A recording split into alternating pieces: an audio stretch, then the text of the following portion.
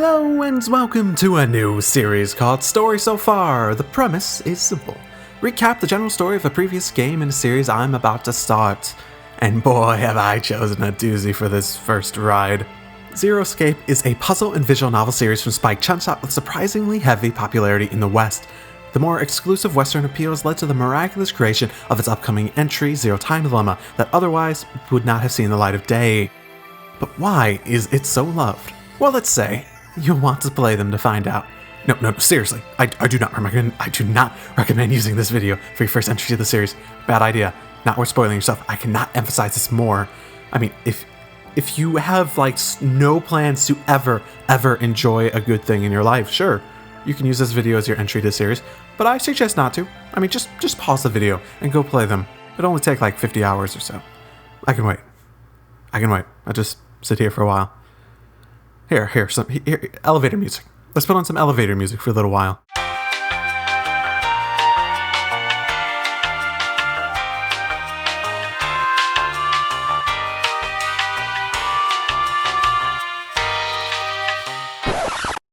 You done yet? I don't want to wait. Okay, just pause. Go do that. Moving on. First game in the series, 999.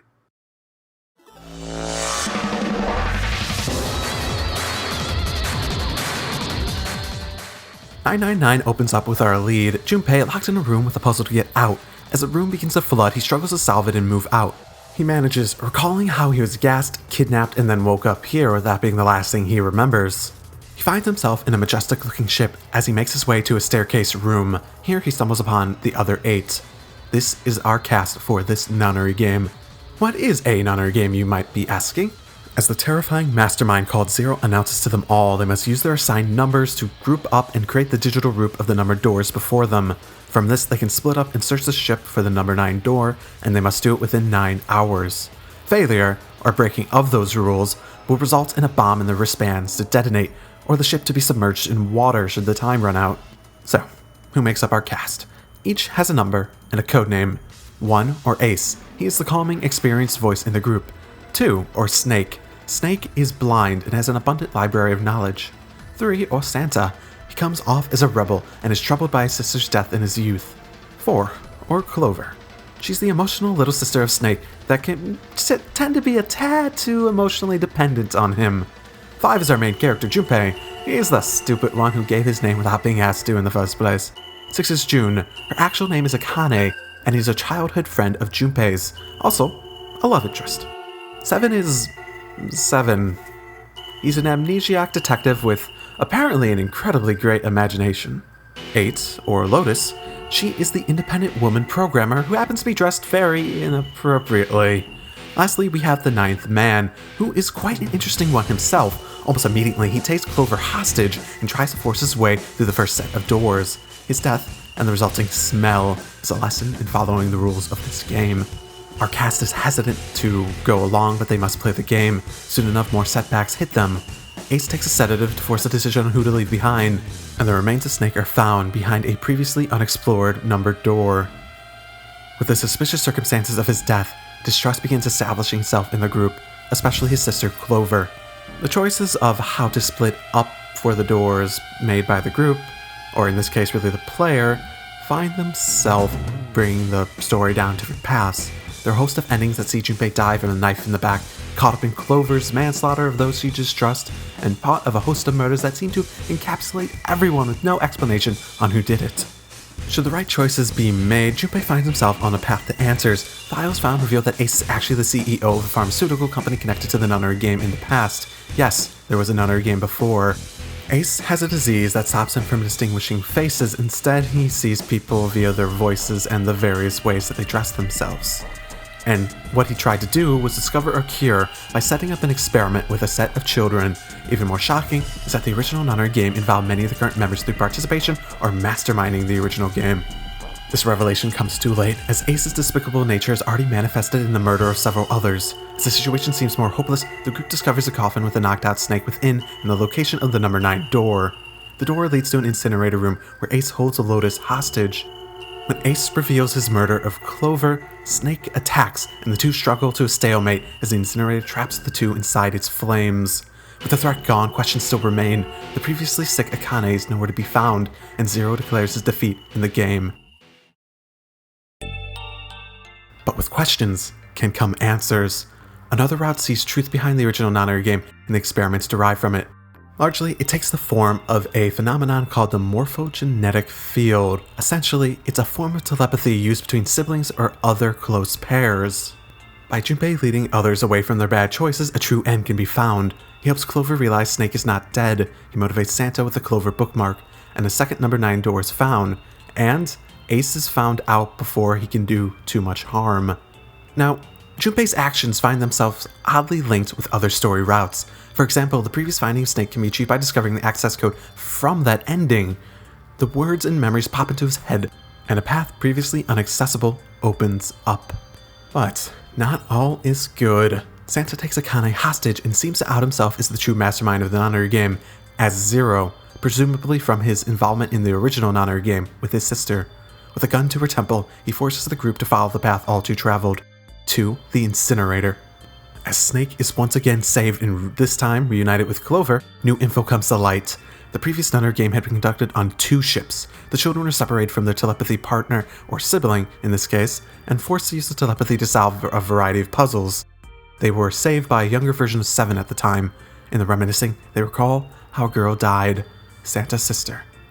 But even more striking was what left Junpei truly confused. The sister's name was Akane. Dismissing the coincidence to the back of his mind, the group finds themselves in the incinerator once again. A struggle breaks out as Ace's demonic nature gets squashed by Santa's rage and the others' efforts. With Ace subdued, Santa reveals that he's not actually Zero. Akane is. The entire point of the Nanari game was to take advantage of connection born between the modern-day Junpei and the Akane of the first Nanari game. With a connection through the morphogenetic field, mostly one-sided, Akane was able to watch Junpei's effort and use them to help her solve the puzzles that would lead to her salvation. Recreating the future she saw in her youth was paramount to the success, and Santa was simply helping save her. With one final puzzle laying before Junpei, he guides the young Akane to the solution and saves her life in the past. With the Nanari game's purpose complete, Akane and Santa escape. The group, distraught by the sudden disappearing act, exits the ship and finds himself in a replica version of the ship from the first Nanari game. It's not actually in the water. With Akane out of reach, Junpei leaves with a new goal: find Akane. And in the meantime, found the Holy Church of the Funyarimpa. All hail the Funyarimpa! Don't you mock it.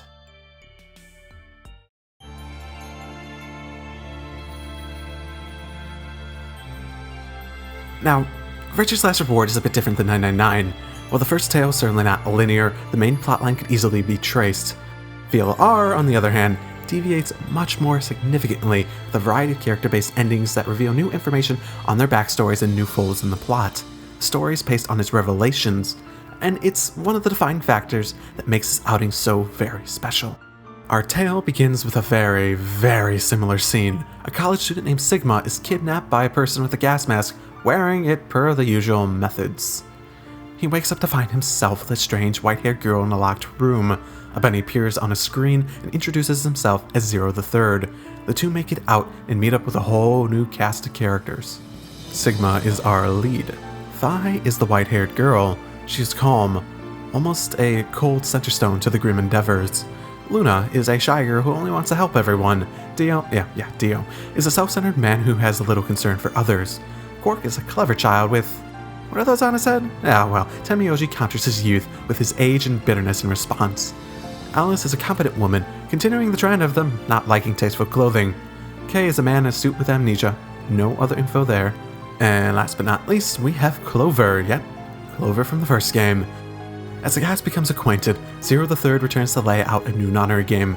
This time, it's the Ambidex edition. Each participant is again equipped with a bracelet. Each person has associated point count and are split up into teams of pairs or individuals. After each round, the groups will be isolated, placed against one another to force to make a choice: to ally or to betray. If both sides ally, both sides benefit. If both sides betray, no point change is made. If the two sides differ, then the betraying side receives more points and the ally side loses points. A game of trust is created, with decisions made isolated from one another. Acquiring 9 points allows one to escape, and losing points, or breaking the rules, results in an injection of lethal poison through the bracelet. With this fatal reality in front of them, Cass sets out to explore the area and solve the puzzles of the facility to advance the rounds to the next one. Things do not go well early on, with many routes of the branching narratives seeing irrational, suicidal behavior strike people and taking some lives. Many tragedy befall the characters, with hopeless ends around every corner. Soon enough, Sigma and Phi slowly become aware and take advantage of an ability of theirs. They can jump between versions of themselves along different timelines. The process is done subconsciously and requires significant simulation to retain memories between those timelines. Using his power, Sigma jumps between decisions and recovers information to assist his progression in other routes. At the same time, he finds himself stuck with revelations over the cast. Alice and Clover are special ops after Alice recruited Clover at the end of the first game. Quark is the adopted grandson of Tenmyoshi. Sigma has robotic arms, oddly enough. Luna is actually a robot, or a golem in this case, designated to help run the nonary game. And Undercase Helmet is an unexplained look-alike to Sigma himself. In Dio's route, we discover he is a member of an organization called Free the Soul. As the remaining members in that timeline escape from the facility, a red moon looms over them and seemingly indicates the date of an odd occurrence. Dio reveals himself as a member of the cult, and its intentions to stop the nonary game by any means, including bombs. With multiple ones of these set throughout the facility, it's up to Sigma and Phi to actually find a way to disable them across all timelines and all of them. With the information from different routes on characters and different threats people face, they are able to successfully unlock that new possibility. With the true route open, the foreshadowing starts to come to fruition. A question may persist as to who these characters are. An old woman, previously in many timelines seen dead and murdered, shows herself to be essential to the organization of this nonary game. Her name? Akane. Soon enough, Tenmyoshi, with a reminder that he is the old man, gives enough of a hint to learn what his first name is: Junpei.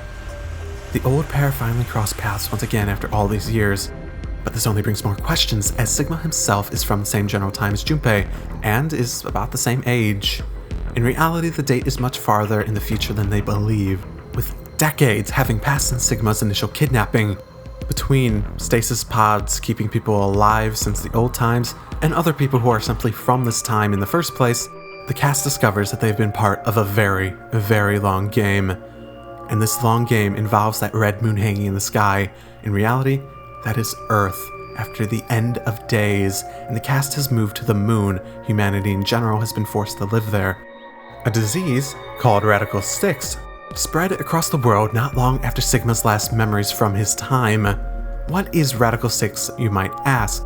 It is an airborne, very contagious virus that affects the mental processing speed.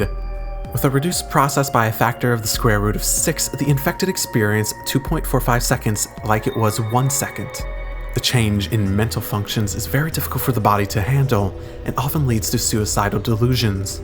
As it spreads across the world, billions died as they killed themselves, and a flawed attempt to blow up atomic reactors to destroy the virus only brought about the end of life on Earth itself. Oh boy, that's a bit. But wait, there's more.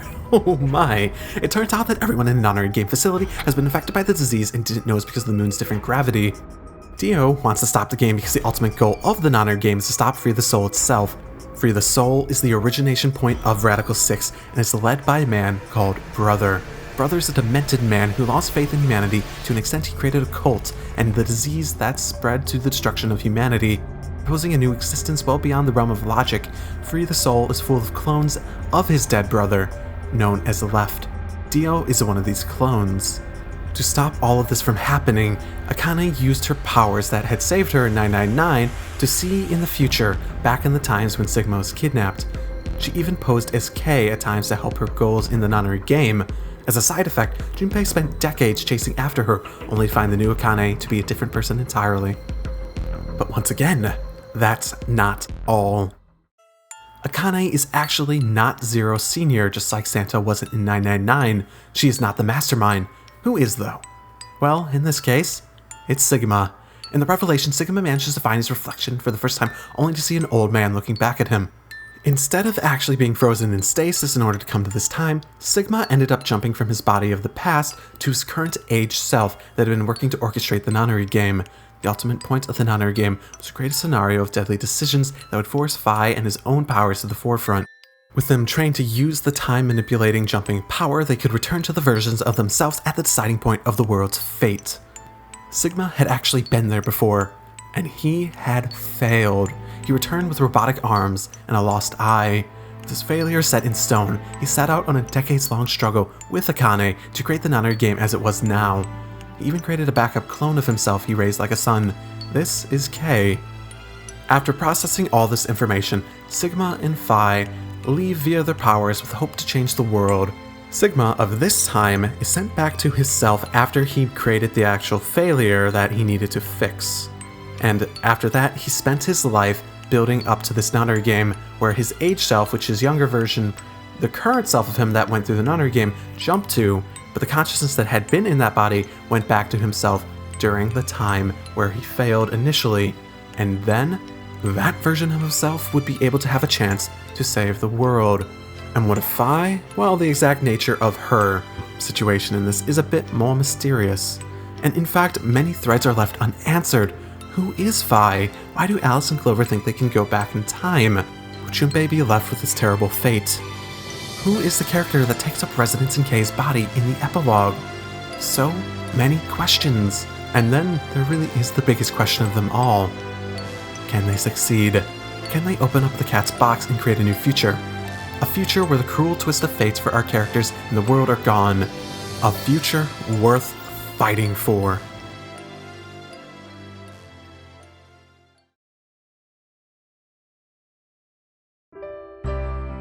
If you're caught up, you feel the hype. If you want a little bit more, you can always go to the wiki. It actually chronicles all this much better than I could. But this was just like a hopefully short little thing that it's gonna end up being on the longer side regardless.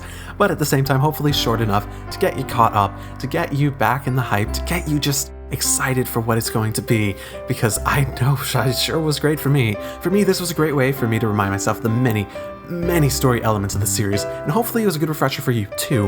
It really does have a lot of moving parts, and I am in no way capable of covering everything. Either way, this ought to be a good one. Drive safely, everyone. See you in Zero Time Dilemma. See you in Nevada.